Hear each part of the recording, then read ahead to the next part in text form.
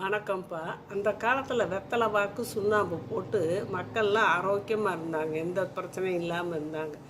அது எப்படின்னா, வெத்தலை காம்பு வந்து ஆயிலை குறைக்குமா, அதனால் காம்பை கிள்ளி போட்டுருவாங்க.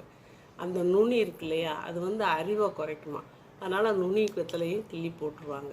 அப்புறம் நடுவில் அந்த நரம்பு எடுப்பாங்க, அந்த நரம்பு அதோட வெத்தலை போட்டோம்னா நம்மளுக்கு வாயு பிரச்சனை ஏற்படுமா, அதனால் அந்த நரம்பையும் எடுத்துட்டு ஒரு கடுகளவு, ஒரு வெத்தலைக்கு ஒரு கடுகளவு சுண்ணாம்பு அப்படியே எடுத்து தடவி அதை பக்குவமாக வாயில் போடுவாங்க. முதல்ல இந்த வெட்டைப்பாக்கு இருக்கு இல்லையா, அதை போட்டு நல்லா மென்னுட்டு தேவையான அளவு மென்னுட்டு அந்த மென்ன பிறகு அப்புறம் வெத்தலையை வைப்பாங்க.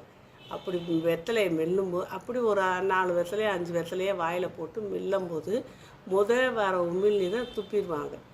ஏன்னா அது வந்து நச்சாமா. ரெண்டாவது ஒரு உமிழ்நீர் ஊறும் இல்லையா, அதையும் துப்பிடுவாங்க. அது வந்து பித்தமா, அதனால் அந்த உமிழ்நீரை ரெண்டாவதும் துப்பிடணும்.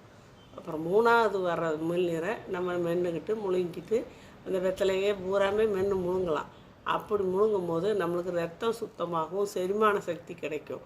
அதனால் வெத்தலை அந்த காலத்தில் பக்குவமாக போட்டு ஆரோக்கியமாக வாழ்ந்தாங்க. நம்மளும் ஒரு நாளைக்கு ஒரு தடவையாக வெத்தலை போட்டுக்கிறது நல்லது. அதில் கால்சியம் சத்தெல்லாம் அதிகமாக இருக்குது. பல்லுக்கு, எலும்புகளுக்கு எல்லாத்துக்குமே நல்லது, செரிமானத்துக்கு நல்லது.